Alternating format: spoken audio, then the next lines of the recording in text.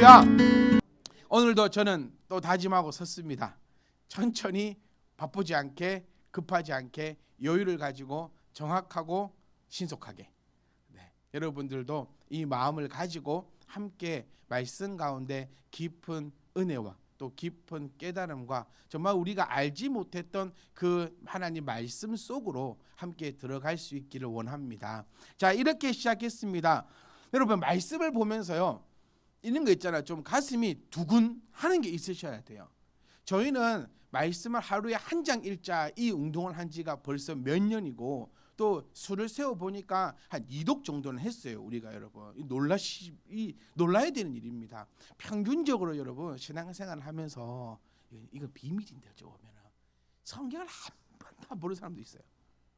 네, 뭐 백독 청독 하시는 분들도 그런 분들이 드무니까 이렇게 뜨는 거고, 살면서 성경을 한 번도 안 보시는 분이 있어요. 그런데 우리는 벌써 이건 여러분 스스로가 칭찬해야 될 바라는 것을 좀 기억하셔야 됩니다. 하루에 한 장만 읽자라고 했던 이유가 뭡니까? 많은 걸 읽는 것보다 천천히 좀, 여러분이 지금 성경을 어떻게 읽으시는지 모르겠어요. 예를 들면 너는 내가 만난 시면 되고 내 친구라, 이렇게 읽고 후딱 눈으로 후딱 끝나고 하트 보내고 끝, 혹시 이렇게 하는지, 아니면 이 성경 구절을 보세요. 너희는 내가 명하는 대로 행하면 곧 나의 친구라. 가슴이 덜컹 안 합니까? 해야 되는데. 저는 이 말씀 구절에서 가슴이 덜컹하고 손이 떨렸어요.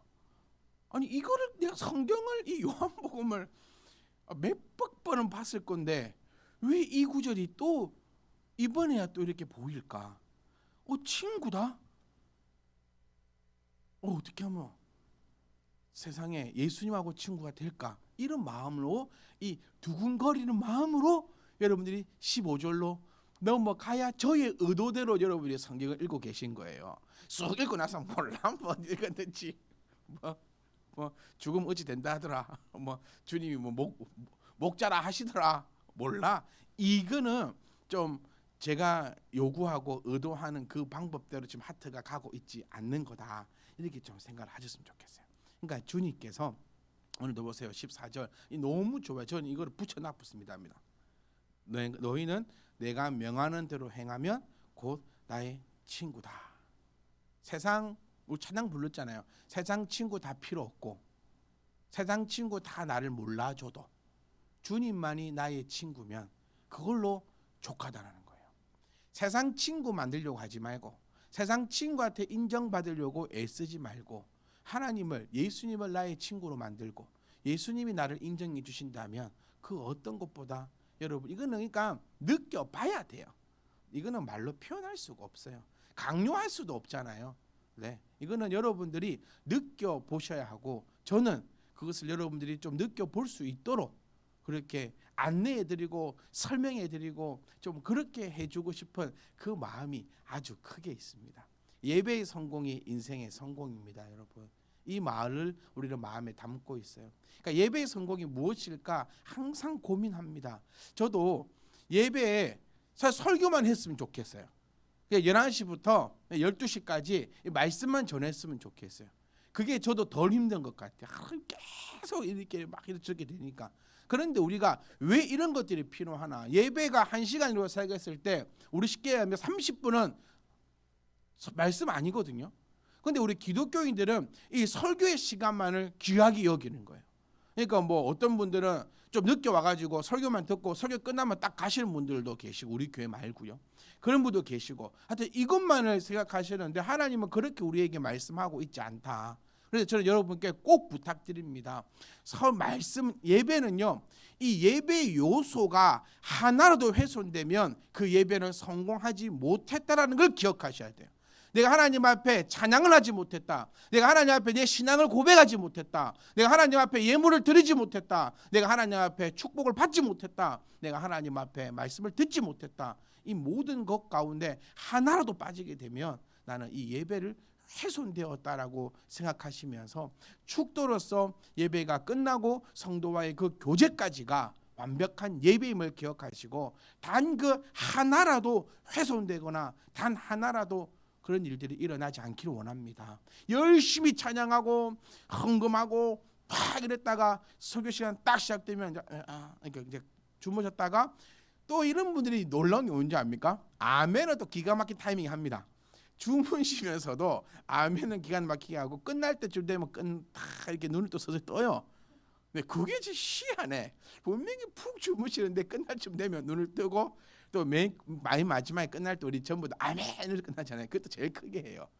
네, 그런 부분들이 있던데 어쨌든 이 말씀, 이 예배가 훼손되지 않는, 그래서 그렇게 되면 주님은 곧 나에게 뭐다? 곧 나에게 친구라. 그래서 우리 지난주 말씀을 한번 생각해 보면서 제가 여러분들께 일주일 동안 신앙생활 하실 소스를 드렸습니다. 나는 종이냐, 나는 친구냐. 어떠셨습니까, 여러분? 여러분들이 그것을 내 마음에 안고 오늘 오셨어야 돼요. 우리 아까 집사님 기도하실 때도 그랬잖아요. 예배를 준비하는 일주일의 삶. 맞습니다, 여러분. 예배가 성공하려면 이 요소들이 있잖아요. 일주일 동안 제가 예배 시작 전에도 말씀드린 것처럼 이 날을 기다리고 있는 사람이 정말 신앙인이라는 거예요. 이 날을 기다리고 있는 사람이. 예를 들어서 결혼식 날짜 받아놨다 생각해 봅시다. 얼마나 기다려지겠습니까? 한낱 여행 날짜를 잡아놔도, 여자친구 남자친구 만날 날을 정해놔도 그날이 얼마나 손꼽아지고 기다려지는데, 이 예배의 시간은 여러분 얼마나 기다리고 얼마나 여러분이 사모하고 있냐는 거예요.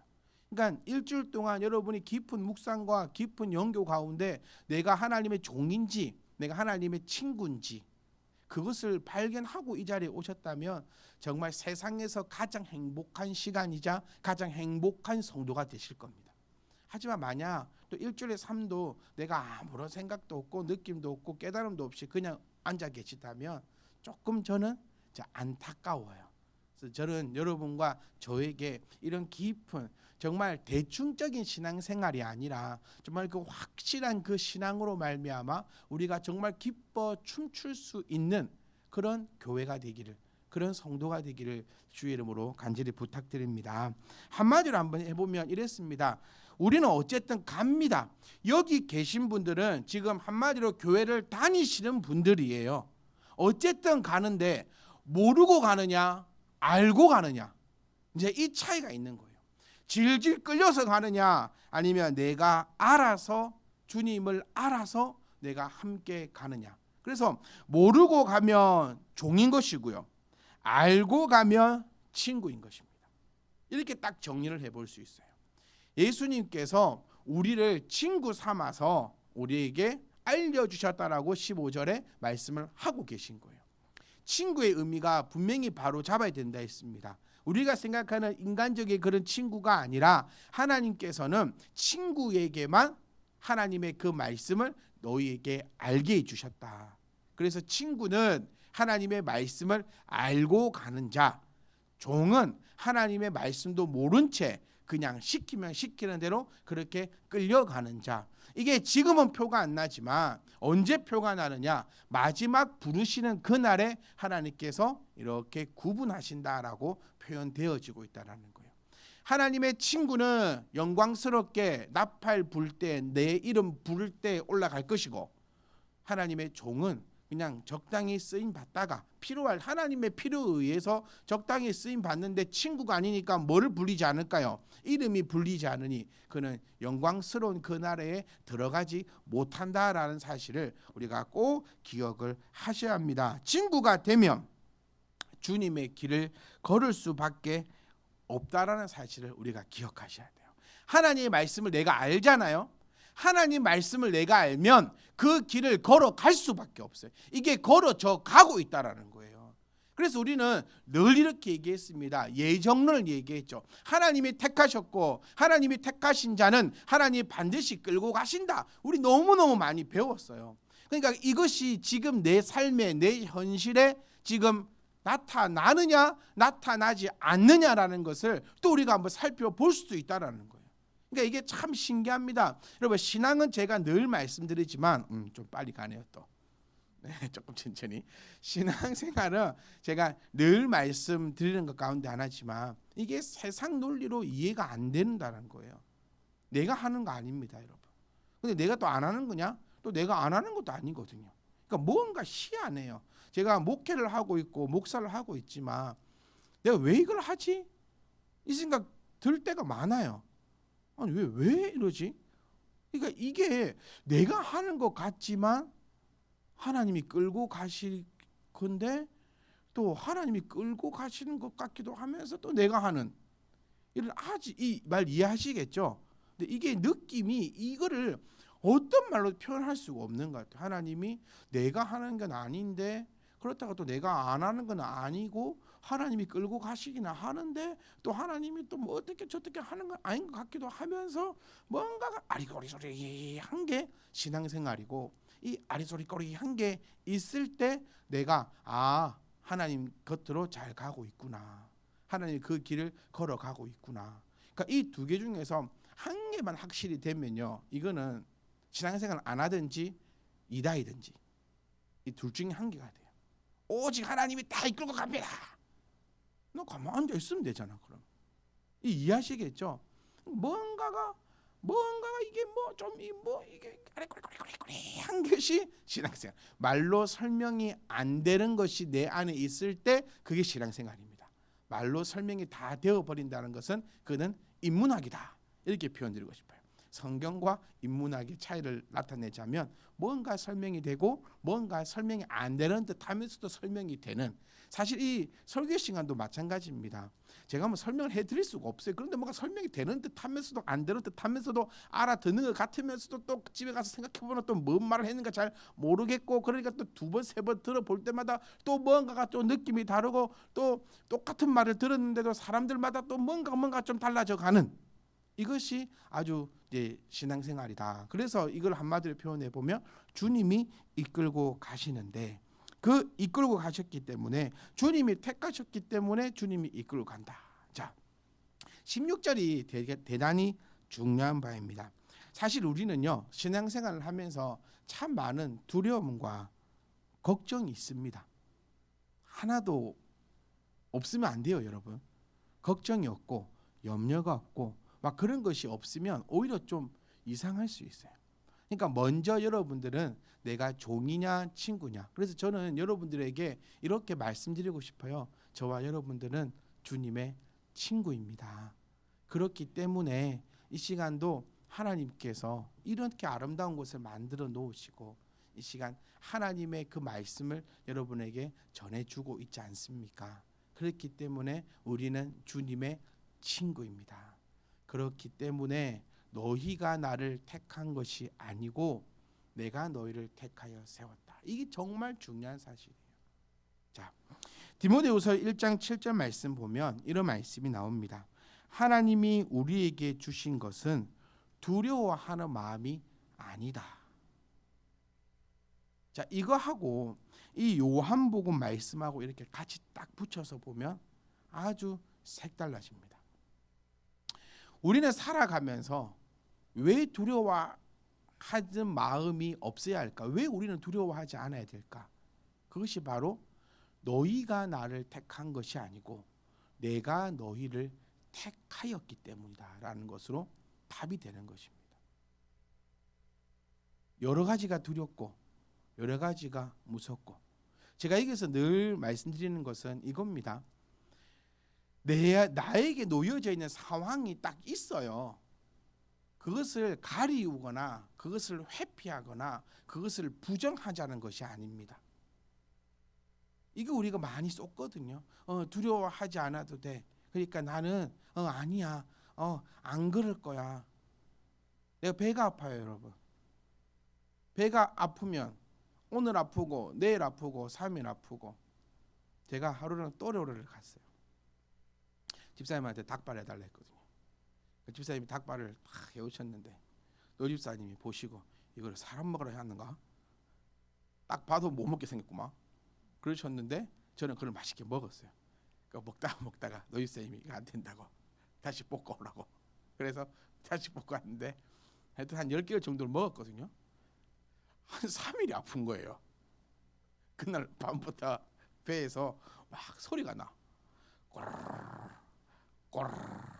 그래가지고 그날 밤에 속 있는 걸 다 비워내고 그 다음 날도 다 비워내고 그 다음 날도 다 비워내고. 그래서 이제 두려움이 생기는 거예요. 병이 생겼나? 내가 뭐가 잘못됐지?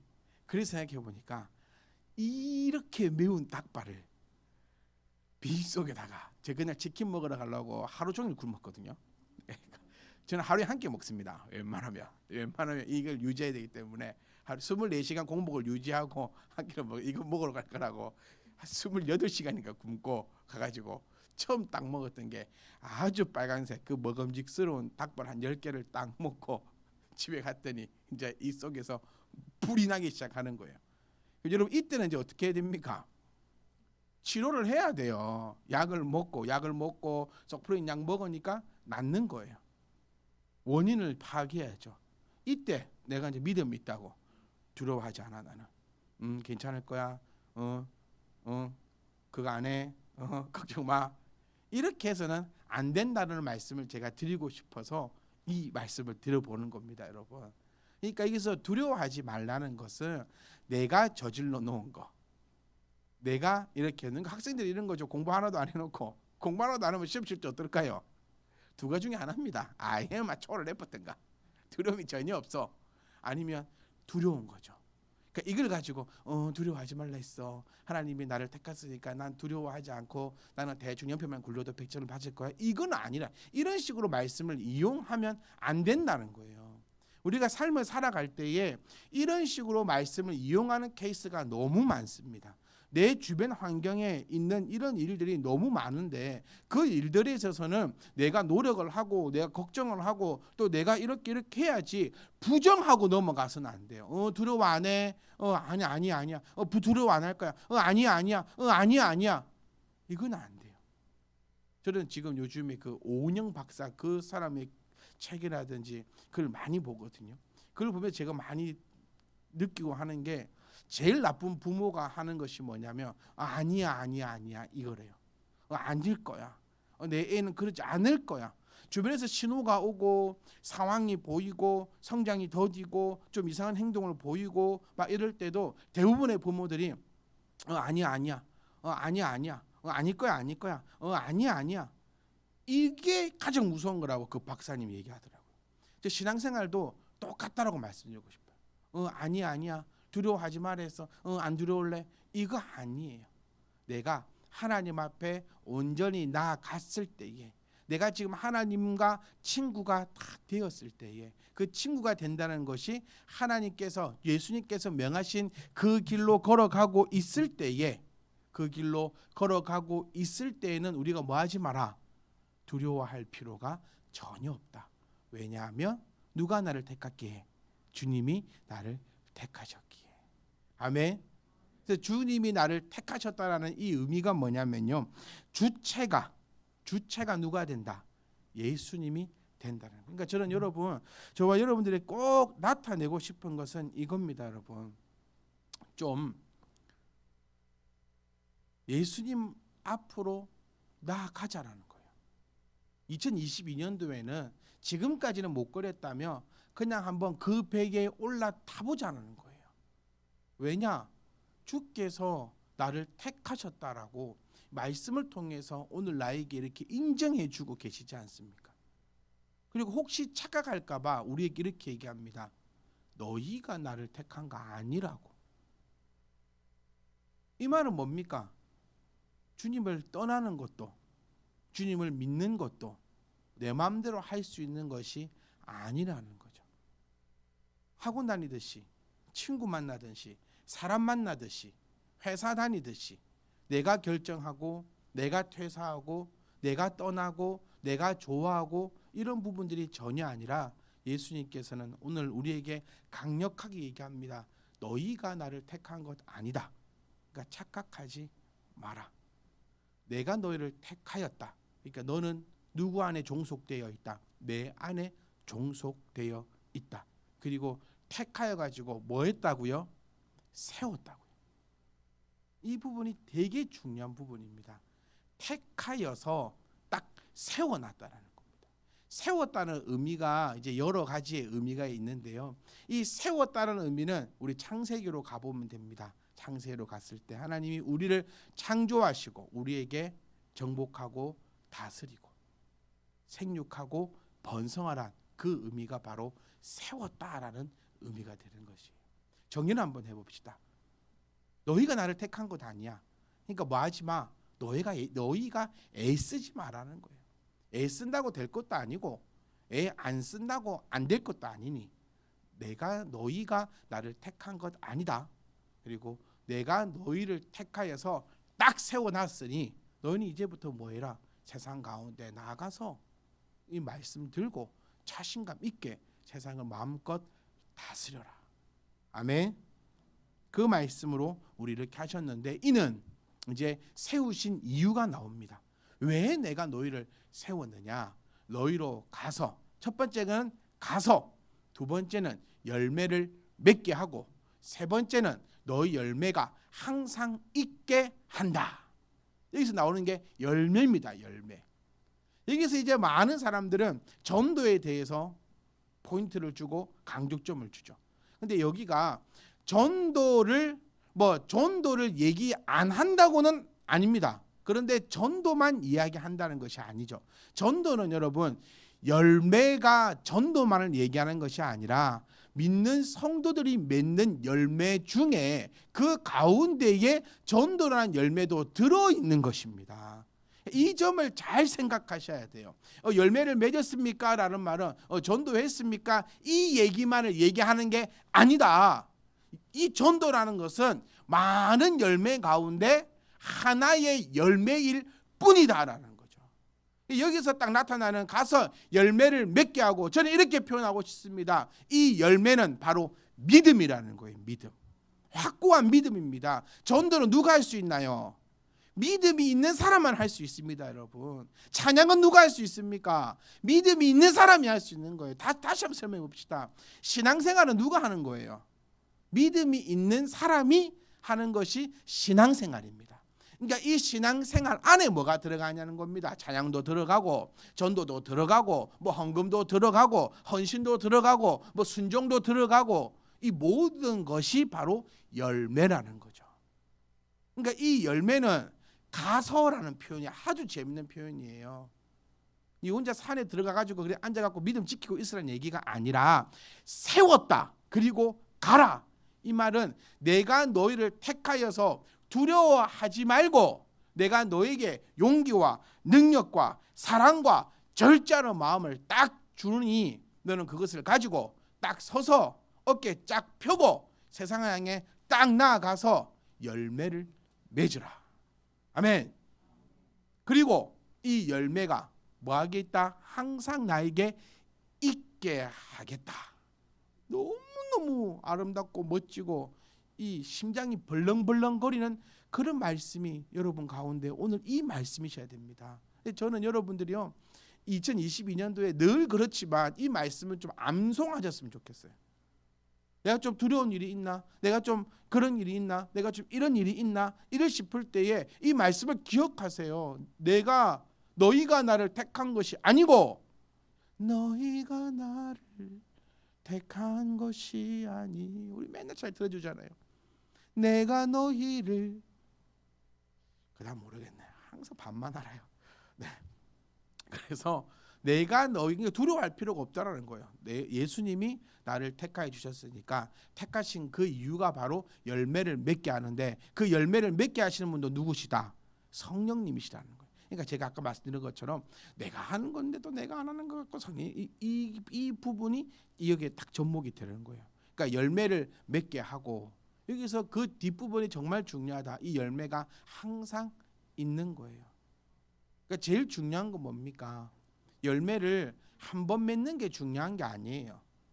네? 전도를 100명 해와서 전도왕 해가지고 그 목걸이 선물 받고 이게 중요한 게 아닙니다, 여러분. 제일 중요한 거는 이 열매가 항상 나에게 있는 것이 중요하다는 거예요.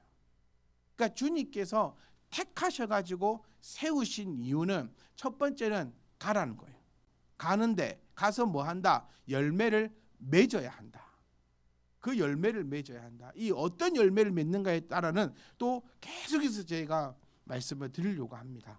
이 열매를 맺어야 하고, 더 중요한 건 이 열매를 한번 맺고 나서 이제 더 이상 열매가 나지 않는 그런 꼬그라지는 걸로 되면 안 된다. 우리 열매는 언제까지 맺어야 한다? 주께서 부르시는 그날까지 열매를 맺어야 합니다. 주님께서 이런 무서운 말씀을 하셨죠. 열매를 맺지 못하는 나무는 어떻게 하겠다? 찍어서 말려서 불에 태워버린다.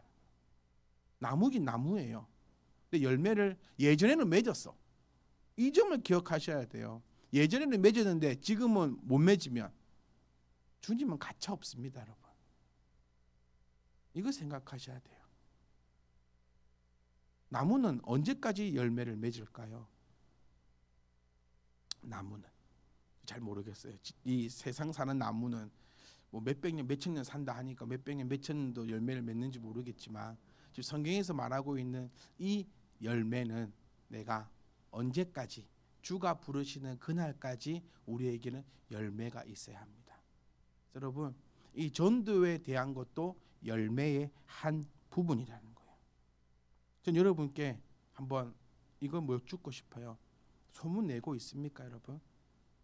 예를 한번 들어보자는 거예요. 지금 나가서 하나님에 대한 복음을 증거하고 있습니까? 그러면 됐어요. 이게 중요한 겁니다. 몇 명을 데리고 왔냐? 이게 중요한 것이 아니라 내가 지금도 때를 얻지 못하든 복음을 전하고 있느냐, 전하고 있지 못하느냐, 이게 중요한 거예요. 이번 올해는 우리 교회에 어떤 김 집사님이 전도를 10명 해왔습니다. 박수합시다. 이게 중요한 게 아니라고요. 거두시는 시기는 농부의 마음입니다. 우리 그 점을 성경을 통해서 너무 잘 알고 있잖아요. 근데 우리는 지금 뿌려가지고 얼른 싹을 맺고 뽑아가지고 교회에 딱 앉혀놓으려고 하거든요. 목사의 바람은 또 그것도 있어요.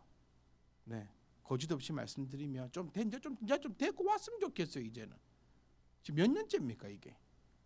뭐 어렵습니까? 한 사람이 한 명 데리고 오기 어려워요? 이게 이제 목사님 또 거짓 없는 솔직한 마음이기도 합니다. 그런데 우리 성경적으로 생각해 보면, 그럼 나는 그러면 한 사람 데리고 왔으니 됐다. 이제 1인당 한 사람씩 할당량 주고 한 사람 데리고 오면 나는 데리고 왔으니 아휴, 나는 못 데리고 왔으니 아이고야. 이게 아니라 내가 그냥 여기서 열매를 맺고 그 열매가 항상 있게 어떻게 죽을 때까지 전도를 하겠어요?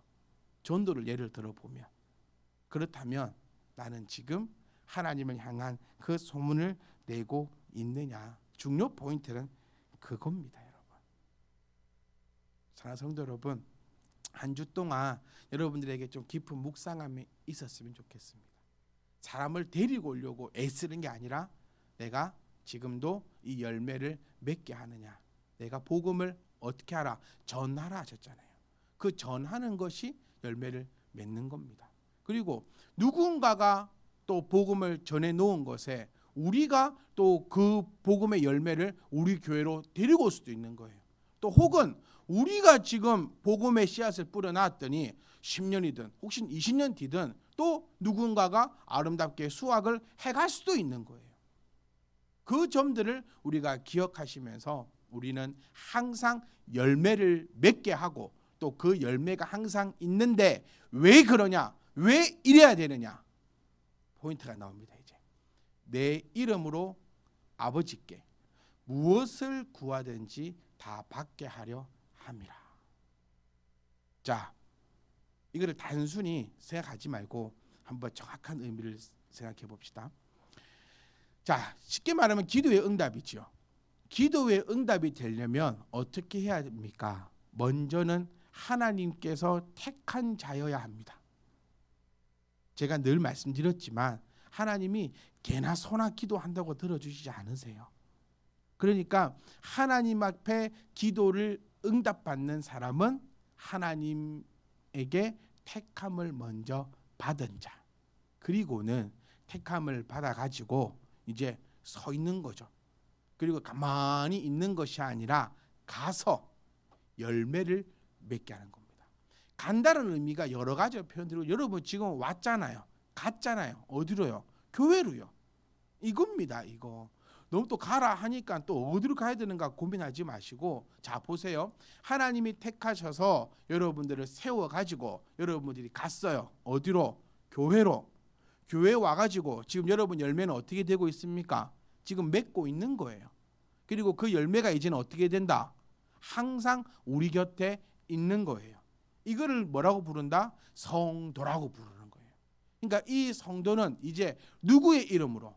예수님의 이름으로.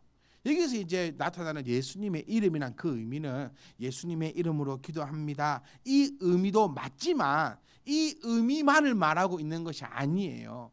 예수님의 이름으로 기도한다는 것은 예수님의 뜻이 바로 나의 뜻이다. 이 의미를 가집니다. 여러분들의 이 표현들을 보니까 조금 어렵다라고 하시는 것 같은데 조금만 더 우리가 깊은 오늘 묵상과 또 일주일간의 그 묵상이 있으셨으면 합니다. 그러니까 내 이름으로 기도한다. 즉 내가 예수님과 뭐가 되었다? 친구가 되었다. 그래서 내 안에는 뭐가 살아 숨쉰다? 하나님의 그 말씀만이 지금 살아 숨쉬고 있다. 그래서 내가 기도하는 그 모든 것들이 하나님 앞에 아름답게 합한 것이라는 것이 되는 거예요. 내 원수가 김씨가 있는데 저 김씨가 오늘 확 가다가 옆에다 차가 쭉 박아가지고 막 이런 기도도 그러면 하나님께서 무엇을 구하든지 받게 하신다 했으니까 그럼 될까? 내가 오늘 기가 로또를 샀는데 1등이 당첨이 딱 되게 해주시옵소서. 이 기도 무엇이든 구하면 된다 했으니까 딱 될까? 저는 이렇게 표현드리고 싶어요. 내 이름으로 아버지께 기도하는 자는 그런 기도 안 한다라는 거죠. 왜냐하면 거룩하기 때문에. 택함 받았고 택함을 통하여서 거룩한 곳으로 가서 열매를 맺으며 그 열매가 항상 내 안에 있는 자의 그 기도는 거룩한 기도라는 겁니다. 인생사 말하는 그런 손을 비는 그런 기도가 아니라는 거죠. 그렇게 너희가 무엇이든지 구하면 다 받게 하려고 하나님께서는 나를 어떻게 하셨다? 택하셨다. 아멘. 이 얼마나 귀하고 복된 복음인 줄 모르겠습니다, 여러분. 그러니까 꼭 기억하세요. 우리 14절을 보시면 한 번만 더 봅시다.